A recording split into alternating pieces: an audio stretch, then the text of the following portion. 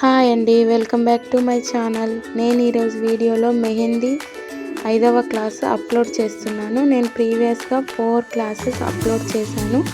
దానికి మంచి రెస్పాన్స్ వచ్చింది. అందరూ 5th క్లాస్ అప్లోడ్ చేయండి అక్క అని అడుగుతున్నారు. సో నేను ఈరోజు ఏంటంటే ఫుల్ మెహందీ డిజైన్లో స్టార్టింగ్ ఎలా మనం వేసుకోవాలి, స్టార్టింగ్ డిజైన్స్ అనేవి 5 డిజైన్స్ వేసి చూపిస్తున్నాను. మనం ప్రీవియస్ క్లాస్లో చెప్పాను కదా, ఎప్పుడైనా ప్రాక్టీస్ చేసేటప్పుడు మనం కోన్ తోటే ప్రాక్టీస్ చేయాలి. ఇవి స్టార్టింగ్ బేసిక్ డిజైన్స్ 5 వేసి చూపిస్తున్నాను. ఇవి కూడా ప్రాక్టీస్ చేసుకోండి.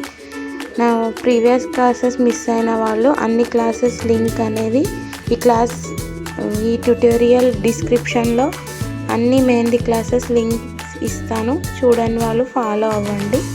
నేను మళ్ళీ మీరు ఇంకా సజెషన్స్ ప్రకారం వేరే డిజైన్స్ కూడా అప్లోడ్ చేస్తాను.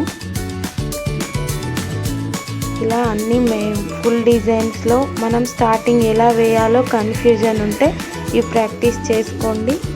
మనం వీటిని గుర్తుపెట్టుకున్నట్లయితే మీరు ఒక 5 డిజైన్స్ నేర్చుకోవచ్చు.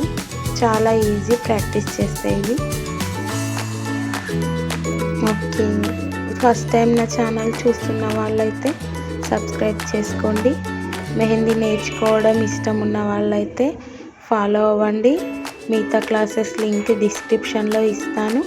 వాటిని కూడా చూసి ప్రాక్టీస్ చేసుకోవచ్చు. Thank you.